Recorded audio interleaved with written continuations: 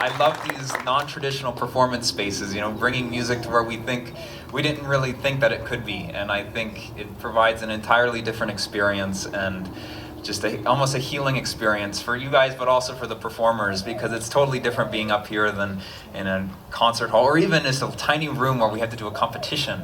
And there's so many people judging, and I know all of you want the musicians to succeed, so it's really been a great pleasure playing here. And thank all of you for being here, spending your Easter Sunday here in the Tohono O'Toole Park with me.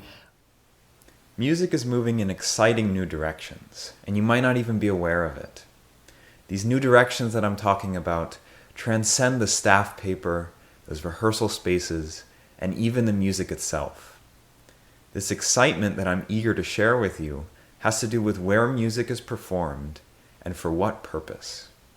2 years ago, I joined Tucson Medical Center's Healing Art program, a program dedicated to bringing arts of all kinds into their hospital, and a program dedicated to using this art to aid in the healing process of its patients and its staff. Now, I don't have the wealth of technical knowledge on this subject from countless research, but I do have my own personal experiences. And I'll tell you, it is amazing how transformative this work can be for the patients as well as the artists. Imagine what it must be like for those patients, those family members, and those loved ones to have the soothing sounds of classical music floating into that room, into that personal space. And whether that's bringing the respite of blissful distraction, or a path down memory lane, or even an exciting new experience for those people, it makes a difference, and an important one. If you thought this stopped at the patients, then you'd be discounting the healing this does for the musicians.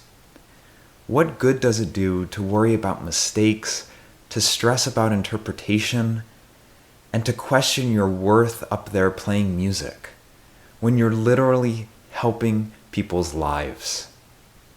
This is what music is meant for, and it's revolutionized how I approach the craft. And hence, this served as the inspiration for my project this semester, to reach out further into my community by performing concerts for residents of assisted living and memory care facilities, and ultimately a culminating performance for my community at Tohono O'Toole Park. At the end of this thing, I got to perform 2 concerts, once for residents of an assisted living facility, and once for my community at Tohono O'Toole as a part of the Sundays in the Garden concert series. And what's more, I have 4 concerts lined up in May at assisted living facilities across Tucson, Arizona.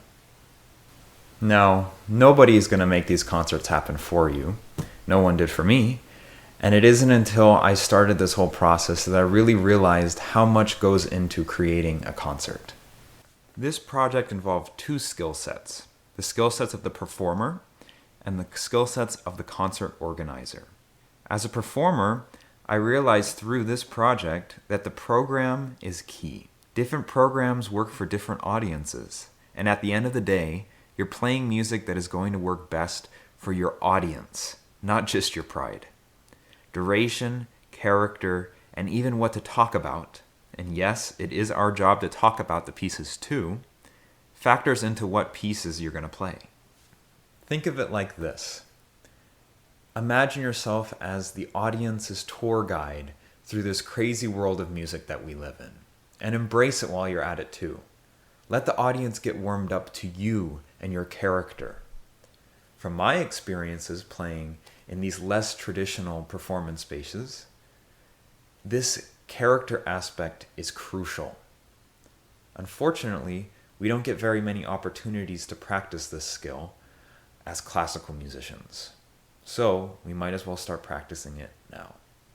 And then came the behind-the-scenes work. As a concert organizer, time management and learning to sell yourself is key.